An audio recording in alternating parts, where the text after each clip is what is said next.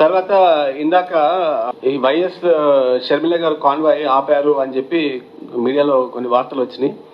యాక్చువల్గా madam airport నుంచి బయలుదేరారు కాన్వాయ్లో. మేడం ఎదురున్న బైక్స్ అన్ని వెళ్ళిపోయినాయి, మేడం గారి కాన్వాయ్ కూడా వెళ్ళిపోయింది పూర్తిగా. దాని తర్వాత కూడా ఒక 20 to 30 వెహికల్స్ వెళ్ళిపోయింది. ఆ తర్వాత ఏదైతే ఒక 50 to 100 వెహికల్స్ ఉన్నాయో కార్స్, అవి మన ట్రాఫిక్ నియంత్రణలో భాగంగా రొటీన్గా మనం అన్ని ప్రోగ్రామ్స్కి చేస్తుంటాము.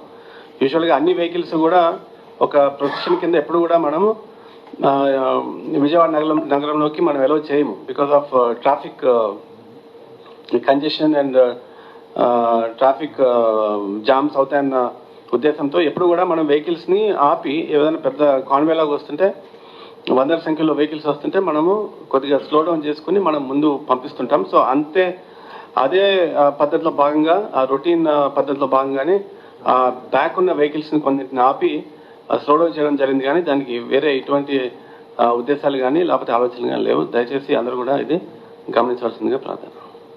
Thank you.